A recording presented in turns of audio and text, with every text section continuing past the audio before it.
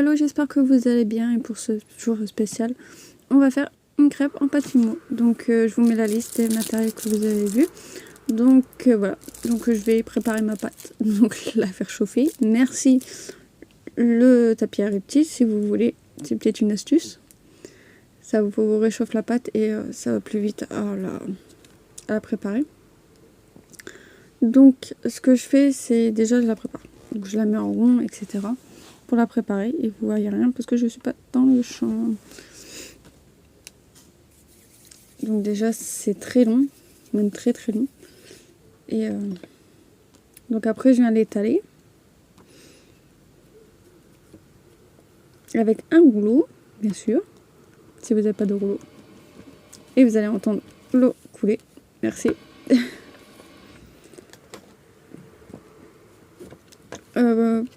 Petite astuce pour éviter que ça colle, vous pouvez mettre, en l'occurrence moi c'est un nouveau tapis, parce que je voulais un tapis, mais c'est pas l'idéal, parce que ça déteint dessus.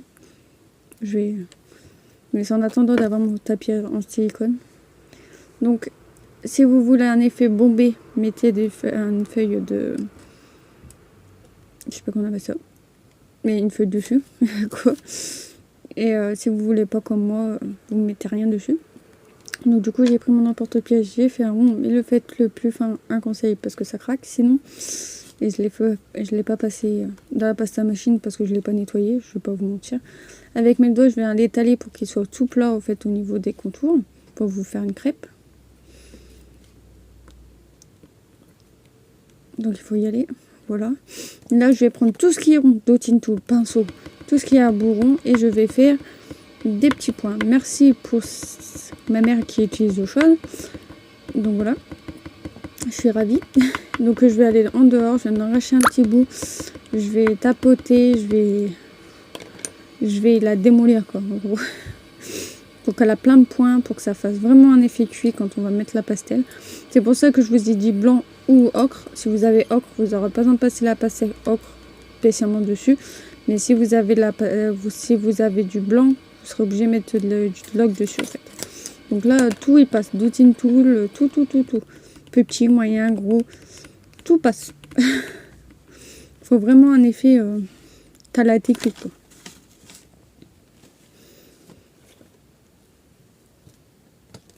Vous voyez, on voit que j'ai le tapis à reptile. Et moi, je l'ai commandé à la base pour mon cher ma petite grenouille. Mais il fait bon, en fait. Donc, du coup, bah, je l'ai gardé pour la polymère. Elle l'aura peut-être plus tard. Donc là, j'ai pris un petit scalpel, je crois. Je sais pas, je vois pas. Merci. Ah oui, je gratte mes... Donc là, c'est ce que je disais. Mes pastels secs ocre. Alors au début je prends du jaune et je mets du marron parce que pour faire de l'ocre parce que j'en ai pas, donc c'est plus clair, donc on va commencer par là et après je vais mettre du marron clair toujours pour faire un effet cuit sur les côtés. Et là vous avez votre pâte cuite qui se fait petit à petit.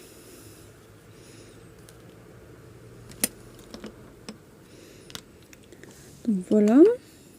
Donc après, je ne me rappelle plus du tout ce que j'ai fait, j'ai filmé depuis un bout de temps.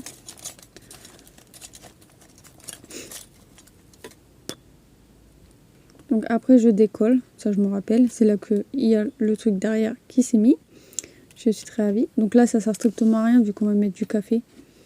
J'ai pris du chocolat café parce que voilà, ou chocolat si vous voulez, ça marche aussi. Alors moi je l'ai dilué dans peu d'eau parce que je voulais vraiment qu'elle soit extensible. C'est ce que je suis en train de faire. Pour que quand je la pisse, ça évite de craquer. Que j'ai essayé sans. Donc pour un effet un peu coulis, etc. J'ai essayé sans et franchement, la pâte craque tout seul en fait. Donc, si vous voulez mon astuce, voilà. Et toujours refaire ces petits points. C'est parce que là, j'appuie, vous voyez. Hop, elle a craqué. Je vous l'ai dit, je l'ai fait trop épais aussi, mais voilà. Donc là, je vais la plier en 1, 2.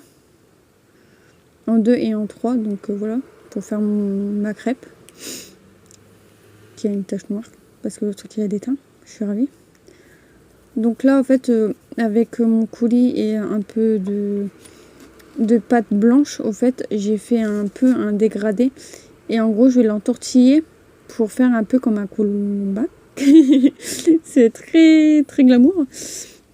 Mais en gros, ouais, pour faire comme un peu un colomba et un dégradé, il faut moi faire une sorte de chantilly, au fait, un peu en haut.